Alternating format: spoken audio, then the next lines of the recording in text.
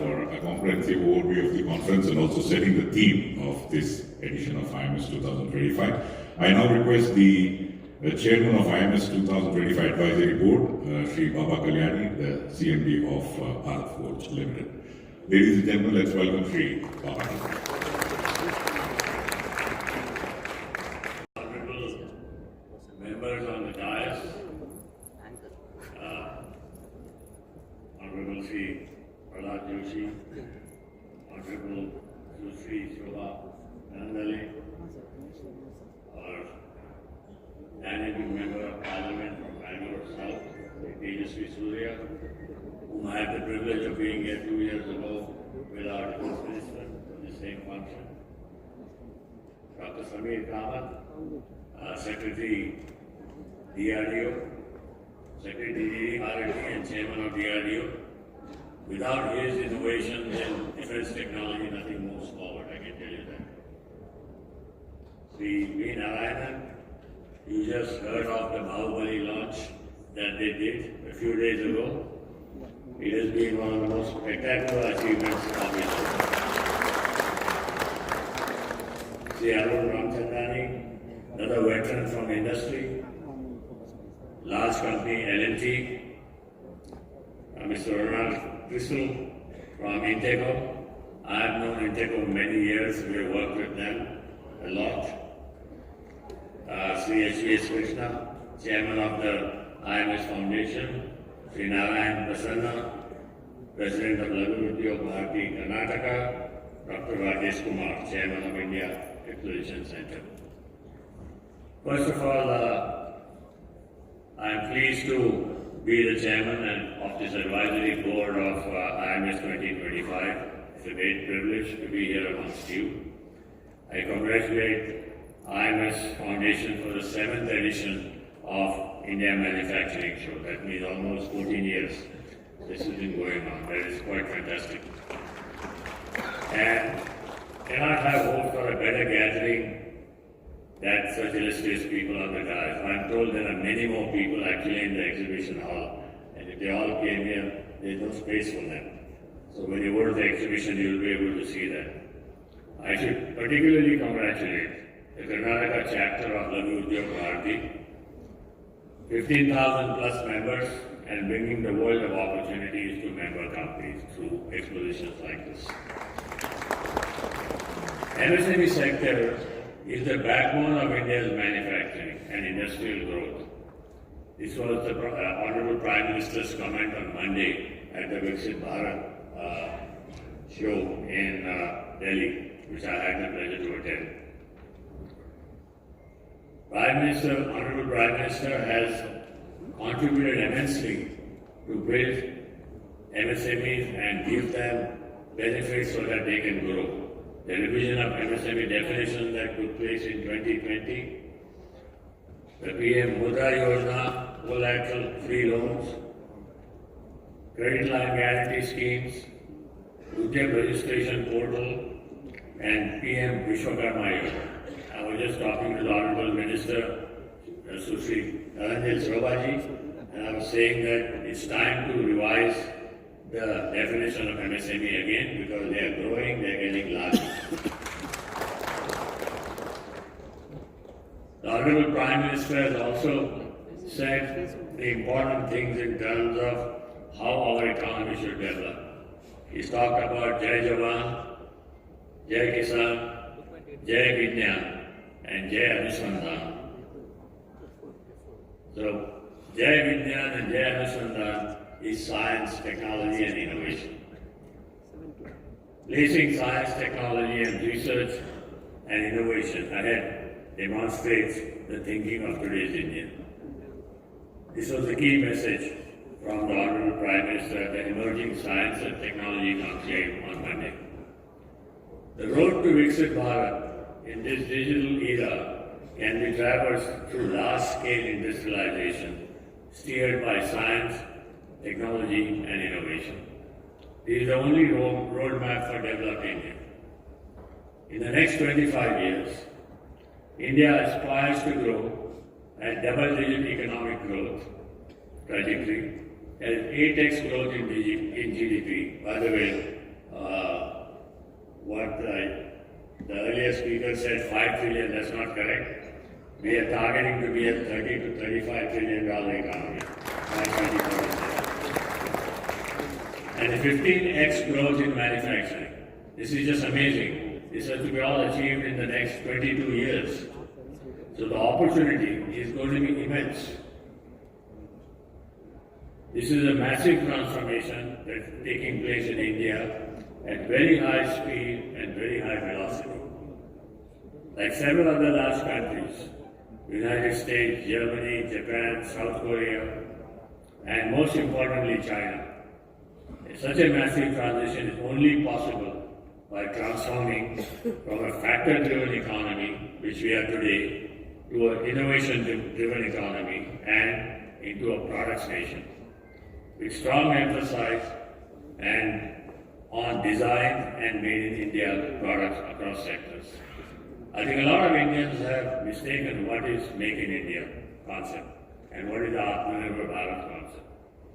Atmanirbhar Bharat and Make in India concept is if you design the product yourself, if you own the IP yourself, and you manufacture it yourself, that is Atmanirbhar. So creating intellectual property, Indian IP, which is powered by design-led thinking. As a country, we simply stay content with the mastery of know-how and focus less on know-why. It is important to leverage scientific research to understand both know-how and know-why. Whatever we manufacture, we must also design. Today, we have a lot of GCCs that do design work for companies abroad. And the same Indians are working abroad who do the manufacturing. We need to get them back so that we can put both together and produce the products here and become a products nation. I'll give you an example about Germany. We have 6 manufacturing plants in Germany ourselves. We have plants in Germany, in Sweden, and in France, in Europe. Never have I experienced such issues of doing business in Europe. A massive shortage of skilled manpower, 7 to 8 times escalation in energy costs, huge regulatory burdens, high taxes, and Mittelstand, which is the backbone of the German industrial machine. The medium and small industry of Germany engaged in supplying a multitude of products today are under a lot of stress and risk. And I don't know when this is going to get overcome. There are several structural problems facing the West. And ladies and gentlemen, this presents an opportunity for India to also be the alternate sourcing hub for manufacturing for the world. Never a better time now in India, the number one choice for manufacturing investment. That's why you see so many companies from all over the world coming here for investing in manufacturing. I'll give you the example of China, which is exactly the opposite. Chinese little giants. The MSME industry in China is called little giants.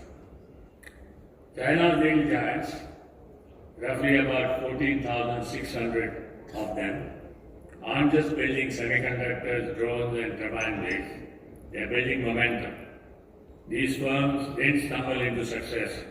They were scouted, shaped, and scaled through a meticulously structured pyramid framework.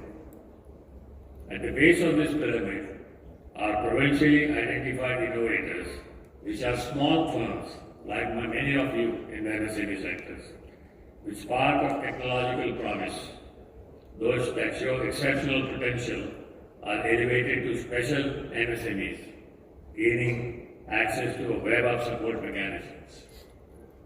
The best amongst them ascend to national little giant status, becoming central to China's industrial transformation. And you have seen what China's industrial transformation has done. And at the very top, the manufacturing champions found that not only scale, but lead, setting up benchmarks in global supply chain. As a result, companies like Huawei, once a modest telecom equipment trader, didn't even make anything, used to trade. Now, global tech giant, because China aggregated the entire telecom equipment requirements for the country and gave it to Huawei. And Huawei built the manufacturing base, which is now the biggest in the world for telecom. DJI, which began as a hobbyist drone startup, now commands 70% of the drone market in the world. BYD, a battery manufacturer, turned into one of the largest electric vehicle manufacturers in the world, now challenging Tesla in the electric vehicle business. These weren't born giants. They were born just like many of you, but they were built as MSMEs, brick by brick, bite by bite. What must we do? We need a major mindset change. We should stop romanticizing the struggles of MSME as a badge of honor and start engineering scale with intent.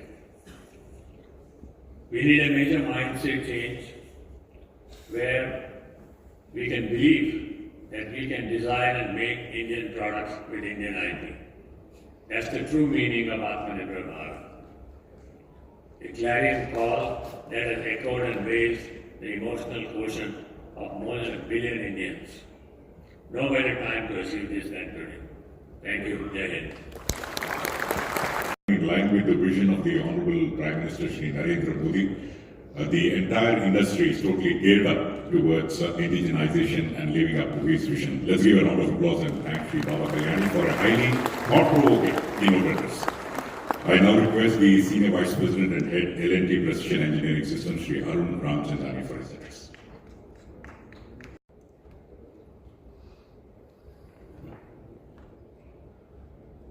Honorable Shri Pralhad Joshi ji, the Chief Guest of today's function, dignitaries on the dais and off the dais, industry leaders, innovators, friends, namaskara and good afternoon. It is an honor for me to stand here before you at the 7th edition of the India Manufacturing Show, an event that has become the heartbeat of Atmanirbharta in defense manufacturing. This year again, as we gather in Bengaluru, we are not just witnessing a showcase of technologies and manufacturing prowess. We are witnessing the future of India being built one innovation at a time during a year of major enabling reforms in the defense and aerospace sector. Across the world, the defense sector is undergoing unprecedented transformation. Rapid advancements from AI-enabled warfare systems and autonomous drones to next-generation naval platforms and cyber capabilities are reshaping the global security architecture. Recent analysis estimate the global defense industry at over US $2.7 trillion, growing at an annual rate of about 5%. Nations are now investing aggressively in indigenization, R&D, and strategic partnerships, recognizing that technological sovereignty is central to national security.